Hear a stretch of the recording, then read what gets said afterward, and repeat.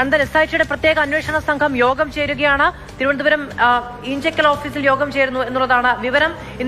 ഇന്നലെ കോടതി ഡയറക്ഷൻ കൂടി വന്ന പശ്ചാത്തലത്തിൽ പുതിയ ചുവടുവെപ്പുകൾ എങ്ങനെയാണ്?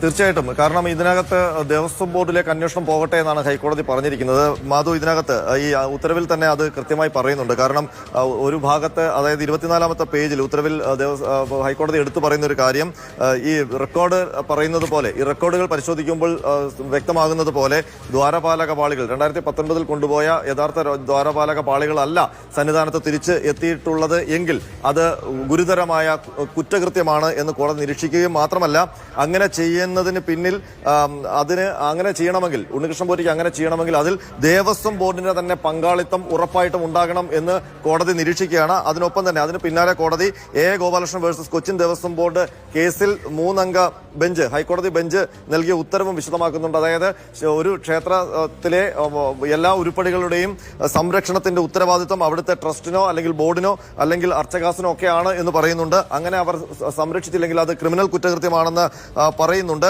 അതിനൊപ്പം തന്നെ അപ്പോൾ ദേവസ്വം ബോർഡിലേക്ക് വിശദമായ അന്വേഷണം നടത്തണം എന്ന് പറഞ്ഞുകൊണ്ടാണ് ഈ പാരഗ്രാഫ് SITക്ക് നിർദ്ദേശം നൽകിക്കൊണ്ടാണ് അവസാനിക്കുന്നത്. അപ്പോൾ അടുത്ത ഘട്ടത്തിലേക്ക് കടക്കുകയാണ് ദേവസ്വം ബോർഡിലെ ഉന്നതരെ. ദേവസ്വം ബോർഡ് എന്ന് പറയുമ്പോൾ പ്രസിഡന്റും അംഗങ്ങളും. അപ്പോൾ 2019, 2025 ഇപ്പോഴത്തെ ദേവസ്വം ബോർഡ്. അപ്പോൾ ഈ രണ്ട് ദേവസ്വം ബോർഡുകളെയും അന്നത്തെ കമ്മീഷണർമാരായിട്ടിരുന്നവരെയും ഒക്കെ കേന്ദ്രീകരിച്ച് അന്വേഷണം വരികയാണ്.